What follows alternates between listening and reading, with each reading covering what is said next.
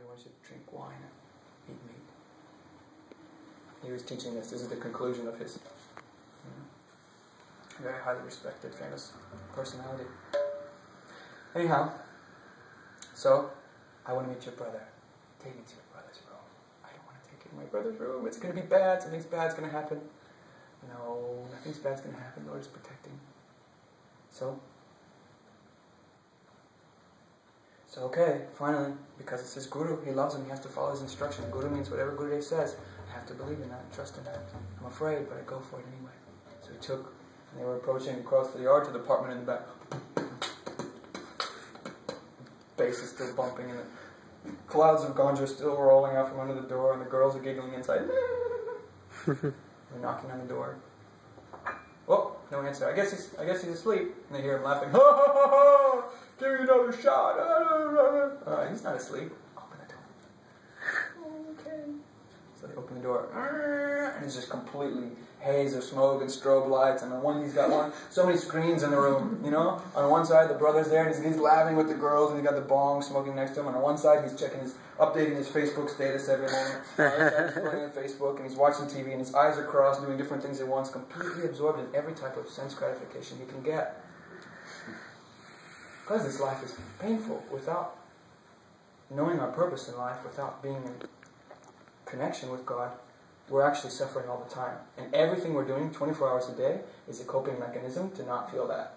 So we have the Facebook, I can zone out and see what everybody else is doing, I can take on this and check that, and all these forms of entertainment, everything is just to distract us from our existential sorrow. So brother, he was really going for it, because he's so sorrowful inside, drinking and drugging and girls and everything. And that sadhu, he said, Haribol, Haribol, hey, how are you? Come here a minute, talk to me. And that guy, he looked up, what, huh? And just as he looked, he was playing his Xbox, PlayStation on this side, and just at that time, he lost his guy, fell off the bridge and smashed, and you ruined my game! And drunken whiskey madness. And he picked up a stone from the ground, and he threw this huge, heavy stone at the head of that sadhu. But, because he's been on the Facebook and on this, and he's intoxicated, his eyes are crossed from all the screen and everything, his aim wasn't that good, thank God. And so he missed. Big stone flew past his head. So he said, thank you very much. I'll be on my way now. And he went outside, and he picked up that stone, and he tucked it in his cloth. And that little brother, he left everything behind, not looking back. Left everything and just walked out with the clothes on his back and followed his new Gurudev. And they went to the next town, and they came to the town, and the sadhu said, hey, where's the temple? Show me the temple. That way. He went to the temple. He came to the temple, and everyone saw he's a big, respected elderly saint coming. And so all the monks, they bowed down. They said, okay, bow down later. Where's the kitchen? Take me to the kitchen. They'll point this way to the kitchen. He went in the kitchen. There was one monk in there who was stirring a big pot or something for all the other monks in the temple. And he said, and he started to hit the ground too. Going, hey, later. Where's the spices? Show me the spices. And he brought him the spices, okay. He got all these mustard seeds and cumin seeds and all these different fennel seeds and all these things. And he put it on a stone slab and he took out from his cloth that stone. And he began to grind the spices. And that sadhu himself, then he threw the stone away, and he put some ghee in the pot, and he threw those fresh ground fragrant spices. And he began to cook something, nice kitchen, this nice thing. And then he himself, he took on a golden plate, and he went into the altar room where the Lord's form was, the deity of Krishna. And he put that in front, put a beautiful tulsi leaf on top, because Krishna only accepts with a tulsi leaf. And he offered with all his heart and soul, this is me, please take me. I want you to taste the flavor of my love. And then came back and gave that prasadam and fed all the monks. Now that elder brother, that bad brother, he spent the rest of his life, which wasn't very long because of his habits, just completely engaged at every moment in selfishness and sinful activity. And then he died, as we will all die. And just like is confirmed by the Muslims, confirmed by the Buddhists, confirmed by the Hebrews, confirmed by the Christians, confirmed by the Hindus, we will all face judgment after we die. All the great religions of the world, they say we will face judgment. So the Vedic pantheon, Vedic cosmology describes that one, after leaving the body, the soul inside of a subtle body, means the mind is still with it, still sense of self is covering it. It's taken out from the material body and brought in front of Yamaraj. Yama means death. Yamaraj, the Lord of Death. Or Dharmaraj, the Lord of Dharma, because he gives perfect judgment. He looks at everyone, he can read their whole life and their heart, and he knows what their judgment will be. The Hebrews and the Muslims and the Christians all speak about hell and heaven, and the Vedas also speak about hell and heaven, but not as eternal destinations. They say that this universe is like an egg, it's a shell like this, and there's 14 layers of planetary systems inside, and Earth planet is right in the middle, and higher and higher above there's progressively more and more blissful paradise, pleasurable planets. If you do good things, the Vedas are full of all these sacrifices that you do to go to these heavenly planets. You can enjoy for thousands of years there, with a young body that never gets old, and you can play like anything. You're like 16 for 10,000 years. And all kinds of pleasure and all kinds of paradise, like Hawaii times a million. It makes Hawaii look like a cardboard cutout. Miami Beach is nothing. And below the Earth planet, there are progressively darker and darker hellish planets, which is where people go for getting rectified. They do bad things. All the Vedas describe in Manu Samhita, they describe all the different reactions that we get for different sins. Then we go there and get some punishment, not forever, but just according to what sinful things we did, we suffer that punishment that much so that we get like a impression, so that in the future, even though we won't remember our past life when we take birth again, otherwise we wouldn't be able to identify with this body, which is what we're trying to do. So Maya covers and we don't remember, but in our heart we'll hesitate to do that same sin again. We'll be a little bit afraid, because we remember inside intuitively the fires of hell. So Yamaraj, he looked at that boy, that elder brother, and he looked him up and down, and he put his hand on his chest, and he scanned, remembering his whole life.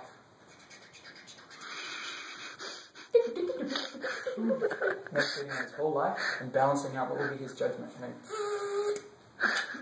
feed comes out, his perfect judgment. He said, oh my God.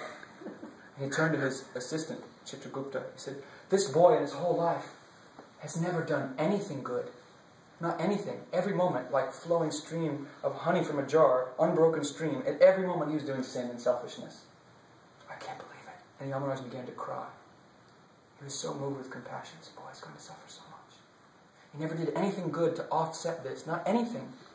He said, oh my God, I can't stand it. And his friends were also crying, and they said, oh, Master, it must have been something he did good. Please check again. He said, yes, I'll check again. And so he got out his microscopic samadhi detector. He really went deep in his meditation, and he really analyzed for a long time, meditating on that boy's life, and scanning. And he came to one thing. Oh, he threw a stone at a sadhu, and all the assistants of Yamaraj were like, oh God, that's worse. And he said, no. But that sadhu, he took the stone, and he used it for grinding spices and cooking for the Lord. So he did some service indirectly for the Lord. Oh, thank God. Okay, new calculation. Okay, this is it. I'm reading your judgment now. For the bad things that you've done, you're going to have to go to hell for incalculable time. Like there's no way to measure how long you're going to be there. And for the good thing that you did, throwing a stone at a sadhu, which didn't hit him, thank God for you, and which was used for good seva, thank God for you, you will get 24 minutes in the heavenly planets. So which would you like first? Would you like to go to hell for incalculable time, or will you have your 24 minutes in heaven? I'll have my 24 minutes in heaven, thank you. So the assistants of Yamaraj, they're big, like ogre-like scary guys who take those who are sinful. They're very intimidating personalities. And they took him there to the gates of Swarga, paradise. And there, assuming the appropriate body, there they also have material bodies. The demigods have material bodies. But like our body is made of earth, water, fire, air, and space. There's air in our lungs and prana flowing through our nadis, through our circuits. And we're water and blood and heat. We're warm-blooded. There's fire in there. There's earth and juice, water. But mostly of all these elements, we're mostly water and earth on this planet. That's our predominant thing, which is why, like water and earth, you basically got to get mud, and mud kind of rots and stinks. So very quickly, if we do kirtan for 20 minutes or we're dancing, then some smell starts to come, and every day mud is coming out the back of our mechanism. So we're like that. We're clay. We're made of mud. But in the higher planets up there, it's a higher frequency, man. It's their proportion is more predominantly air. So if they were in front of us, there could be demigods in the room right now and we wouldn't see them because they're mostly air. But from there, one air eyeball to another air body, you can see just like we see each other. They can see each other just fine. But because their bodies are mostly air and not water and earth, they're always fresh and youthful. And they move very gracefully. And the women, when they sweat, it smells like lotus flowers. And they're always like 16 years old and so playful. And there, because it's like Club Med. You know, people do pious things and you get to go and enjoy for a time. Earth planet is for doing sadhana, Hare Krishna, and praying and trying to perfect yourself. But there you just enjoy. Too much enjoyment. You actually can't do sadhana. It's too overwhelming. And they drink soma, which is like amrita, the nectar of the gods. That's where it comes from. They're drinking this, and it makes them intoxicated, like MDMA, like ecstasy. Oh, your heart is just flowing. But like in this world, if we drink alcohol, then the next day you feel bad and headache and throwing up and sour face and everything. And then your liver rots and it kills you. But they're drinking that, and every sip, they become more and more intoxicated, and yet it makes them more and more healthy, and more fresh and young. And like that, drinking that, they stay young for thousands of years. And there, because it's an enjoyment place, there's no rules. You don't have to be married. There's just little, what do you call it, impish forest vixens everywhere in the forest, and boys and girls, they just meet as they like and go into these different flower temples and enjoy together romantically as much as they like, and changing partners here and there. In this world, it's sinful. To have a relationship outside of marriage is sinful, and there's a reaction for that in the hellish planets. But there, it's like free ground. And so that boy, now that elder brother, he's got 24 minutes in this garden of delights. And he's thinking, now he's thinking, oh my God, I'm going to hell for incalculable time. I'm going to hell for incalculable time. But I did one good thing by contact with the sadhu for 1 second in my life, even by accident, even unknowingly, with no respect. I got this. So what if I had some respect? So he's going, there must be a sadhu somewhere. Where's the sadhu? Gardens of heaven. Awesome. Everyone else in heaven is just trying to enjoy together. And they're drinking and they're holding out. And he's running by the girls. They're leaning out of the, there's bunches of flowers, just like a whole cluster of jasmine flowers. And the girls are leaning out of the flowers. And they're so beautiful. And in their hands they're having, drink this beautiful. And the fragrance is running. He's like, get out of my face. Get out of my way. He's running. And the girls are running back and forth. They've never been refused before. Because that place is just like, there's no there. It's all just yes. And he's no. He's not looking at the beautiful gardens or the purple peacocks and the crystalline parrots. He's not seeing all these celestial delights, things we can't imagine in this world. All demigods are enjoying their dancing and sporting and bathing in the rivers of nectar. And he's running, where? And finally he saw one little old temple. Even there's something, this little temple. And he heard inside someone speaking. And he stuck his head inside. And he saw, thank God, there's one sadhu was there. Brihaspati, the guru of the demigods. The demigods have one guru, Brihaspati. They take instruction from him sometimes, and sometimes they don't, because they're too much. Even his own disciple, Indra, the lord of the demigods, sometimes he's too intoxicated with his pride. I'm lord of the demigods. I'm the king of heaven. This is my post. Sometimes he neglects his own guru. In that place where there's so much enjoyment, no one wants to hear discourses about God. They don't want to talk about God, they just want to enjoy. Like here, in Miami, how many people are in this room? 1, 2, 3, 4, 5, 6, 7, 8. If we were in Bolivia, a poor country, where there's not so much to do, there's not so much beach and clubs and enjoyment and widescreen TVs, it's a poor country. Or Guyana, or Trinidad, when I've been there, the place is just packed. And after 1 hour, 2 hours, 3 hours, they don't want you to stop speaking. Here it's like, okay, 45 minutes, please. Pushing an hour, it's like, this is austerity, it's almost like a crime, it's like violence, you're doing this violence. But there, where there's not enjoyment, where there's not a high standard of indulgence for the senses, everyone's hungry for pleasure, and so the heart is ready. Oh, give me that, I want to hear. Their faith is blooming. Poor countries are the best for preaching, rich countries are the worst. So, no one is there listening to the sadhu, he's just reading himself from Srimad Bhagavatam. Stories of Krishna. And then this boy comes in and he's sitting down. Hi, Haribo, how are you? And he goes again and again, he's doing pranam and touching his feet. And I thought it was very surprised. Oh, this is very strange. No one ever wants to come to my class. Someone wants to come to my class. They became very inspired. If someone is paying attention when we speak, then it just starts to come out more and more and more from our heart. And if everyone is spaced out, then I'm not so interested to speak, not so inspired. But if people are interested, then the speaker is also very interested. So he became very enlivened. And just then he was reading from Srimad Bhagavatam, and he read one verse that says, for those who listen to Harikatha, who listen to topics about Krishna's pastimes, how Bhagavan, how the Supreme Absolute Truth, as a beautiful boy, he's a person, how he's playing as a barefoot prince in Vrindavan, in the transcendental force of Vrindavan, beyond even the celestial heavens, in the spiritual world, that God is a young 15-year-old barefoot prince with flowers and peacock feathers in his hair. How he's playing with his friends. Someone who hears Krishna's pastimes, he's reading this verse from Bhagavatam. That person, while they're hearing Harikatha, death cannot touch them. Servants of death. You see, servants of death can't touch him? And he sat down bolt upright like this. And outside, those guys are out there. Oh my goodness. The Yamadutas, the servants of death. And they're waiting outside the temple.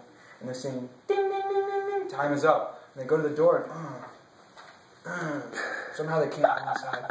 And he's bolt upright. And he's thinking the whole time, I'm going to hell for a limited time. I'm going to hell for a limited time. I'm going to hell for a limited time. Any minute. He was terrified. And living, he was listening like his life depended on it. Listening with his wholehearted soul. This is my only chance in the world. I have nothing else in this life. I have nothing else but this Harikatha. To hear about Krishna, about God from the mouth of a saint, this is my only hope in life, actually. And he listened like anything, like his life depended on it. And as he was listening, he was so absorbed, and that sadhu also became so absorbed that he just kept speaking. 1 hour, 2 hours, 3 hours passed. Outside, they're getting vexed. They were so upset, the servants of death. And inside, completely absorbed. And first of all, his heart was pounding, that boy listening. Boom, boom, boom, boom. I'm going to hell, I'm going to hell, I'm going to hell. It starts like that.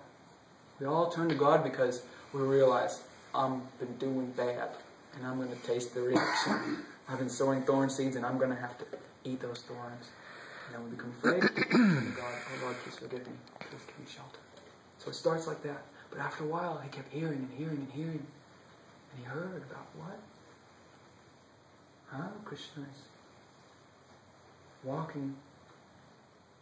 He's walking with one arm around the shoulder of a cowherd boy, one of his best friends.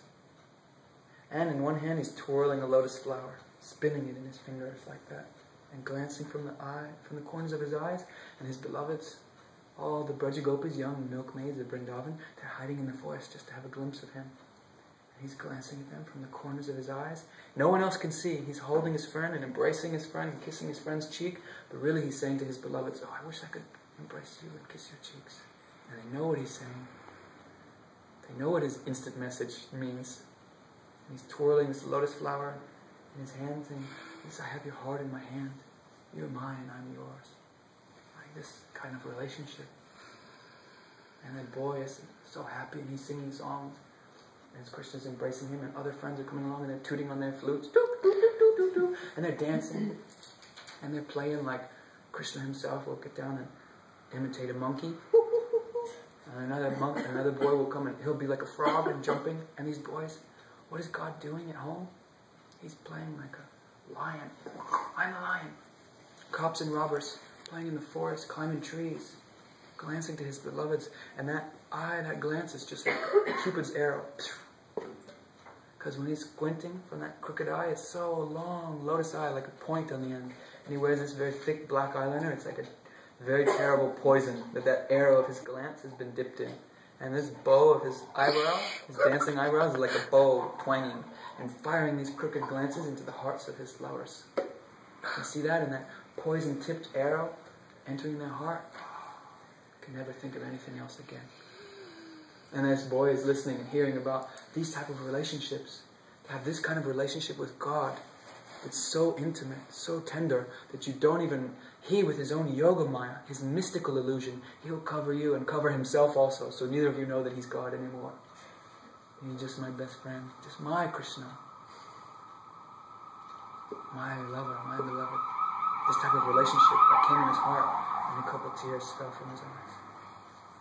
And that sadhu, after a while, he finished actually. He read the whole book. He read the whole Bhagavatam. Thanks for listening. I don't know what else to say. And he closed the book.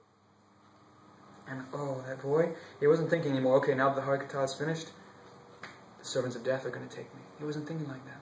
He was just thinking, Krishna is twirling the hearts of his devotees in his hand.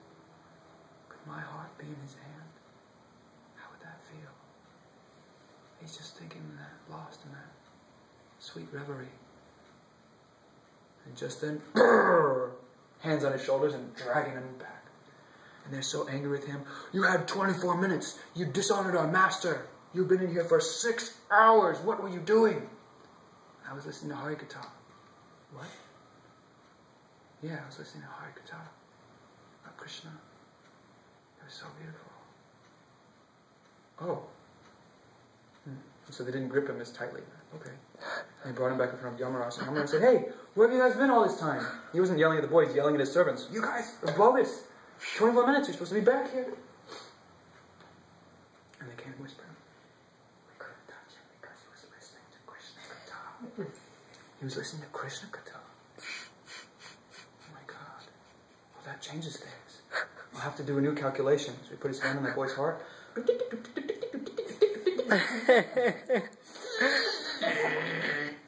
What? Cannot process. He couldn't, in his meditation, he couldn't give the judgment. He's Dharmaraj. He's the king of Dharma, of perfect justice. But he couldn't calculate how this changes things. A little bit of Harikatha he heard with faith. And now I can't calculate. You know, how does that, the balance, the scales of justice, what does that do to it? Okay, put his hand again. No, fail. Can't calculate. Oh my God.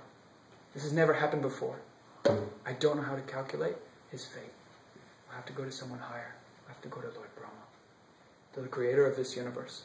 Unlimited universes, and the Lord appoints in each one a creator. And that's Brahmaji. He lives on the topmost planet of the universe. It's like a lotus flower. He's sitting there with his 4 heads. He's meditating on Krishna. And by the power of his meditation, he manifests our bodies and everything in this world with the ingredients and the potency that Krishna gives. So they went to Brahma. Because Brahma has 4 heads, he must be pretty smart. So they went there. And Yamaraj, he bowed, and they brought that boy in front. And also some of the other demigods and things that were coming from Yamaraj's planet, from Yamaloka, they also came. There's kind of a crowd. They're interested. What's going to happen?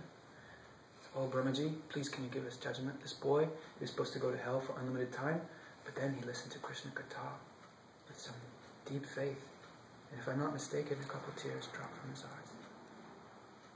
Can you please give the judgment? And Brahmaji, okay. And he absorbed himself in samadhi, and he entered deep in trance. But he just couldn't calculate. He saw the calculation of all the sinful activities. Going through all the hellish planets this boy would have to go through thousands and thousands of millenniums of hellish suffering were all there. And he could reach the end of it. But the benefit from hearing that katha, he tried and tried and tried, and he couldn't find the end of it. I can't give the calculation. We'll have to go to someone higher. I have to go to Lord Shiva. So they went beyond, to the very edge of the universe, to the very top. Kailash is poking above. Above this material universe, above the higher astral planes and everything, the highest place before we get to that light, that sea of light that separates the material world from the spiritual world on the other side. That's Mount Kailash. Beautiful, celestial mountain, all sparkling like diamonds. Everything ice. Very high. And Lord Shiva is only wearing a very small cloth, deer skin, and he's not cold at all. And snakes on his neck, hugging him tightly. They love him so much. And he's absorbed in his samadhi. Beautiful Lord Shiva, himself like a mountain, so large and shining, deeply absorbed in meditation. Ram, Ram, Ram, Ram, Ram.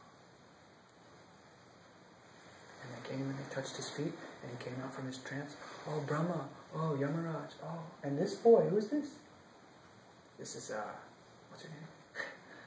This is our, he's in judgment, and we can't figure out what will be his judgment now, because he listened to Krishna Katha and dropped a couple tears, and with so much faith he heard from the mouth of the sadhu. And Lord Shiva said, wow, what a wonderful and mysterious case. I will understand it and give you the perfect judgment. He absorbed himself in his meditation. But he also failed. Couldn't find. I cannot give the calculation. I failed to give the calculation. We'll have to go all the way up to the big boss. We'll have to go to the very edge. By the potency of Lord Shiva, is so powerful. I have to cross to the edge of the Viraj river, just where the spiritual world is touching. I have to come there to what we might hear in the Western world is like the pearly gates. I have to come there and ask the boss. And by now, there's a whole crowd of all demigods are there. Ganesh is there. Parvati Devi's there. Everybody's there. They all want to know what's going to happen, what's going to be the judgment. Even Shiva, who is so great and so high, he can't even give. So now, and that boy said, listen, this isn't my problem. All day long, you're taking me to hellish planets to get judged. You took me to Swarga. You took me back to the hellish planets. Now you're taking me to Brahmaloka. And now you brought me to Kailash, to Shiva Loka. I'm tired. I'm not walking anymore. I'm tired. You guys have to work it out. And they were like, oh my God. He's right. It's not part of his judgment. He has to walk all this stuff. So, all right, what are we going to do? What are we going to do? We have to go. We have to take him somehow. He said, okay, bring Indra, bring your celestial, bring the palanquin. Because Indra has, for being carried around, bring the palanquin, we can carry him so he doesn't have to walk. So now they put in this boy, he sits on the palanquin. And the demigods are holding at the four corners. Demigods and devas, the rulers of the four corners of the universe, and presiding deities of earth, water, fire, air, wind, everything. Everyone is coming, thousands and thousands, a huge, huge caravan is coming. And they all know that we're going to see the Lord. On this special circumstance, by the Lord's own arrangement must be, we're going to get to have the Lord's darshan on the pretext of this boy. So they're so happy. And as they're going, Haribo, Haribo, Haribo,